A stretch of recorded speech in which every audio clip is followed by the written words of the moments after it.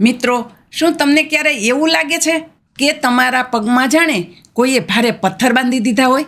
દિવસ આખો કામ કર્યા પછી જ્યારે તમે રાત્રે પથારીમાં પડો છો ત્યારે પગના તળિયામાં આગ લાગતી હોય એવી બળતરા થાય છે? અથવા તો અચાનક બેઠા બેઠા પગ સૂન થઈ જાય, જાણે કીડીઓ ચાલતી હોય એવી ઝણઝણાટી મહેસૂસ થાય? જો તમારો જવાબ હા છે તો વિશ્વાસ રાખો, તમે એકલા નથી. આજે આપણા દેશમાં 40થી 50 વર્ષની ઉંમર વટાવ્યા પછી લગભગ 60% લોકો આ સમસ્યાથી પીડાય છે. આજે હું તમારી સાથે એક એવો રામબાણ નુસ્ખો શેર કરવા જઈ રહી છું. આ ઉપાય તમારા માથાથી લઈને પગના અંગૂઠા સુધીની તમામ બ્લોક થયેલી નસોને ખોલી નાખશે. હા, તમે બરાબર સાંભળ્યું. પગનો સોજો હોય, સ્નાયુઓનું જકડાવું હોય કે પછી નસોની નબળાઈ હોય, આ એક સાદો ઉપાય તમને દવાઓ કરતાં પણ વધારે રાહત આપશે. તો ચાલો જરા પણ સમય બગાડ્યા વગર જાણીએ આ ચમત્કારિક ઉપચાર વિશે. પણ હા, વિડીયો અધૂરો છોડતા નહીં, કારણ કે અંતમાં હું તમને એક એવી પ્રો ટીપ આપીશ જે આ નુસ્ખાની અસરને બમણી કરી દેશે. સૌથી પહેલાં એ સમજવું જરૂરી છે કે આપણને આ તકલીફ થાય છે શા માટે. આપણે ઘણીવાર ડૉક્ટર પાસે દોડી જઈએ છીએ, પેઇન કિલર એટલે કે દુખાવાની દવા લઈએ છીએ. દવાથી 2-4 કલાક સારું લાગે, પણ ફરી પાછું હતા ત્યાં ને ત્યાં. કેમ? કારણ કે એ દવા માત્ર તમારા મગજને દુખાવાનો સંકેત મળતો બંધ કરે છે, પણ બીમારીને જડમૂળથી ઘાટતી નથી. આયુર્વેદ અને મોડર્ન સાયન્સ બંને માને છે કે પગની મોટાભાગની સમસ્યાઓનું કારણ છે પુઅર બ્લડ સર્ક્યુલેશન, એટલે કે લોહીના પરિભ્રમણમાં અવરોધ. જ્યારે આપણી નસો સાંકડી થઈ જાય અથવા તો તેમાં કચરો જમા થઈ જાય ત્યારે લોહી યોગ્ય રીતે પગ સુધી પહોંચતું નથી, અથવા પગથી પાછું હૃદય સુધી જતું નથી. આયુર્વેદની ભાષામાં કહીએ તો શરીરમાં વાત દોષ વધી જાય છે. જ્યારે વાત દોષ વધે ત્યારે વૃક્ષતા આવે, જડતા આવે અને દુખાવો થાય. ઠંડીની ઋતુમાં તો આ તકલીફ વકરી જાય છે. પગના સ્નાયુઓ અકળ થઈ જાય, એડીઓ ફાટી જાય અને ચાલવામાં પણ જીવ જાય એટલી પીડા થાય. જો તમે આનું કાયમી નિરાકરણ લાવવા માગતા હો તો આપણે સીધું બ્લડ સર્ક્યુલેશન સુધારવા પર કામ કરવું પડશે. હવે વાત કરીએ આપણા આજના મુખ્ય નુસ્ખાની. ગભરાશો નહીં, મારે તમને કોઈ મોંઘી દવા કે કોઈ ફેન્સી પ્રોડક્ટ બજારમાંથી લાવવાનું નથી કહેવું. આ ઉપાય માટે તમારે માત્ર તમારા રસોડામાં અને પૂજાના મંદિરમાંથી 3 વસ્તુઓ લેવાની છે. નંબર 1 ગરમ પાણી, નંબર 2 ભીમસેની કપૂર, ખાસ ધ્યાન રાખજો સાદું કપૂર નહીં, નંબર 3 લીંબુ.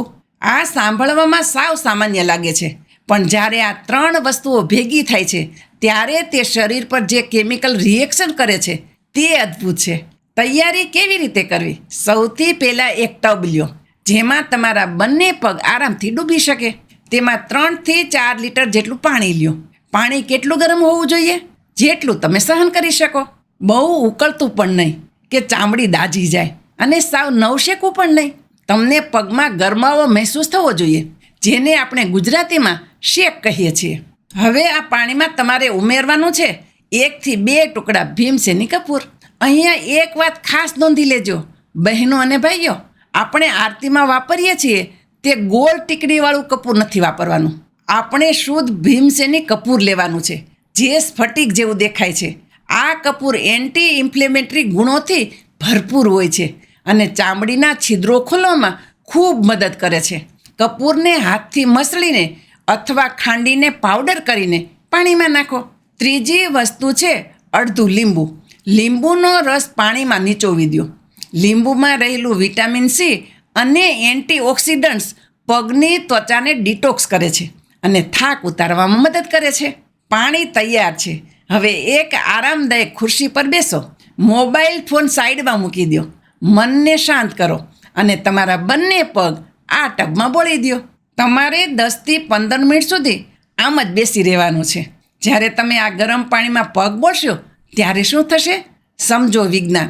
ગરમીને કારણે તમારી સંકોચાયેલી લોહીની નળીઓ ધીરે ધીરે પહોળી થશે. જેવી નળીઓ પહોળી થશે, લોહીનો પ્રવાહ તેજ ગતિએ દોડવા લાગશે. કપૂરની સુગંધ અને તેની તાસીર તમારા મગજને શાંત કરશે અને નસોમાં થયેલી બળતરાને શાંત કરશે. આ પ્રયોગના ફાયદા ગણાવું તો 1 પગનો થાક અને સોજો તરત જ ઉતરી જશે. 2 જે લોકોને પગમાં બળતરા થાય છે તેમને ટાઢક મળશે. 3 પગની એડીઓ ફાટી ગઈ હોય તો તે મુલાયમ થશે. 4. પગમાંથી આવતી દુર્ગંધ દૂર થશે અને ફંગલ ઇન્ફેક્શનનો ડર રહેશે નહીં. 5. અને સૌથી મહત્ત્વનું, રાત્રે ઊંઘ એવી આવશે કે સવારે જ આંખ ખુલશે. હવે દરેકનું શરીર અલગ હોય છે અને તકલીફો પણ અલગ હોય છે.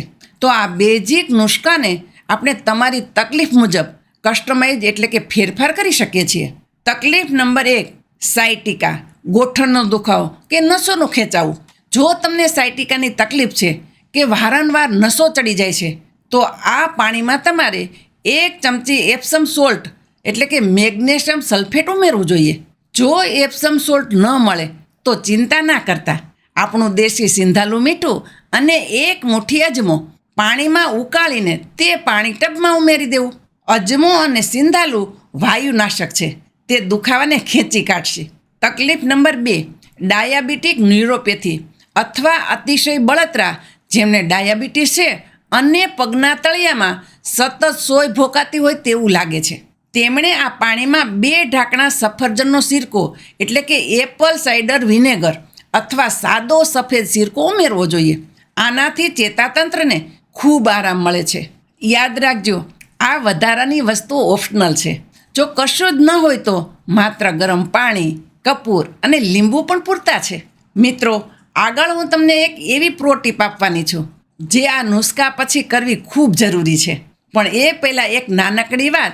ઘણા દર્શકોની ફરિયાદ આવે છે કે શારદાબેન, તમારા વિડીયો અમને મળતા નથી. જુઓ, યુટ્યુબનો નિયમ છે કે તમે બેલ આઇકન દબાવ્યું હોય તો જ નોટિફિકેશન મળે, પણ ક્યારેક ટેકનિકલ કારણોસર એ પણ નથી આવતું. તો મારી વિનંતી છે કે તમે જાતે જ અઠવાડિયામાં 3 વાર સવારે 10 વાગ્યે આપણી ચેનલ ચેક કરી લ્યો. હવે પાછા વળીએ આપણા ઉપચાર તરફ. આ પ્રયોગ તમારે ક્યારે કરવાનો છે? શ્રેષ્ઠ સમય છે રાત્રે સૂતા પહેલાં. આખો દિવસ પગ કામ કરીને થાક્યા હોય ત્યારે રાત્રે આ શેક કરવાથી રિકવરી ફાસ્ટ આવે છે. શરૂઆતમાં સળંગ 7 થી 10 દિવસ સુધી આ પ્રયોગ રોજ કરો. તમને પહેલાં 3 દિવસમાં જ 50%થી વધુ ફરક દેખાશે. 10 દિવસ પછી તમે આને એકાંતરા એટલે કે 1 દિવસ છોડીને 1 દિવસ કરી શકો છો અથવા અઠવાડિયામાં 2 વાર કરી શકો છો. હવે આવે છે મારી સિક્રેટ ટીપ જે આ ઉપચારને સંપૂર્ણ બનાવે છે. 10-15 મિનિટ પગ પાણીમાં રાખ્યા પછી પગને બહાર કાઢો અને ટુવાલથી કોરા કરી લ્યો. હવે પગના તળિયા લાલ અને ગરમ હશે, મતલબ કે છિદ્રો ખુલી ગયા છે. આ સમય છે સ્નેહન એટલે કે પોષણ આપવાનો. થોડું તલનું તેલ અથવા મહાનારાયણ તેલ જો ઘરમાં હોય તો લ્યો. તેને સહેજ ગરમ કરો અને હળવા હાથે પગના તળિયામાં, ઘૂંટીની આસપાસ અને પિંડીઓમાં માલિશ કરો. માલિશ હંમેશા નીચેથી ઉપરની તરફ એટલે કે પગથી હૃદયની દિશામાં કરવી, જેથી ગંદુ લોહી ઉપર તરફ જાય. તલનું તેલ વાત દોષનું સૌથી મોટું દુશ્મન છે. ગરમ પાણીથી નસો ખુલી ગઈ અને તેલ અંદર ઉતરીને સ્નાયુઓને મજબૂત કરશે. જો તમે આ 2 સ્ટેપ એટલે કે ગરમ પાણીનો શેક અને તેલ માલિશ કરશો તો મને વિશ્વાસ છે કે તમને પેઇન કિલર લેવાની જરૂર નહીં પડે. મિત્રો, હું હંમેશા પ્રમાણિકતામાં માનું છું. આયુર્વેદ ચમત્કાર કરે છે પણ જાદુ નહીં. તમારે એ સમજવું જરૂરી છે કે આ ઉપાય કોના માટે છે અને કોના માટે નથી. નંબર 1, જો તમને ખાલી પગનો થાક, જડતા, સામાન્ય સાયટિકા અથવા લોહીના પરિભ્રમણના અભાવે દુખાવો થતો હોય તો આ ઉપાય સોનામાં સુગંધ જેવું કામ કરશે. નંબર 2, પરંતુ જો તમારી કરોડરજ્જુમાં ગાદી ખસી ગઈ હોય, ગાદી ફાટી ગઈ હોય અથવા ઘૂંટણમાં લિગામેન્ટ તૂટી ગયા હોય તો આ નુસ્ખો તે તૂટેલી વસ્તુને સાજી નહીં કરી શકે. હા, દુખાવામાં રાહત જરૂર આપશે, પણ ઓપરેશનની જરૂર હોય ત્યાં ઓપરેશન જ કરાવવું પડે. નંબર 3, જેને વેરિકોઝ વેઇન્સ છે તેમણે માલિશ ખૂબ જ હળવા હાથે કરવી, નસો દબાવવી નહીં. આપણે આપણી અપેક્ષાઓ વાસ્તવિક રાખવી જોઈએ. આ ઉપાય લાઇફસ્ટાઇલ ડિસીઝ અને વાતના રોગો માટે છે. તો દર્શક મિત્રો, આ હતો આજનો આપણો વિશેષ એપિસોડ. શરીર ભગવાને આપેલી અમૂલ્ય ભેટ છે, તેની સાચવણી આપણા હાથમાં છે. પગ આપણા શરીરનો આધાર છે. જો પાયો નબળો પડશે તો આખી ઇમારત હલી જશે. એટલે પગની કાળજી લેવામાં આળસ ના કરતા આજથી જ આ પ્રયોગ શરૂ કરો અને 7 દિવસ પછી મને કોમેન્ટમાં આવીને ચોક્કસ જણાવજો કે તમને કેટલો ફરક પડ્યો. મને તમારા પ્રતિભાવો વાંચવા ખૂબ ગમે છે. જો તમારા મનમાં કોઈ પ્રશ્ન હોય તો નિસંકોચ નીચે કોમેન્ટ બોક્સમાં લખો. જો આ વિડીયો તમને ઉપયોગી લાગ્યો હોય તો તમારા વડીલો, મિત્રો અને સગા સંબંધીઓ સાથે શેર જરૂર કરજો. કોકનું દર્દ ઓછું થશે તો આશીર્વાદ તમને મળશે. ફરી મળીશું એક નવા સ્વાસ્થ્યવર્ધક વિષય સાથે. ત્યાં સુધી સ્વસ્થ રહો, મસ્ત રહો અને સદાય હસતા રહો.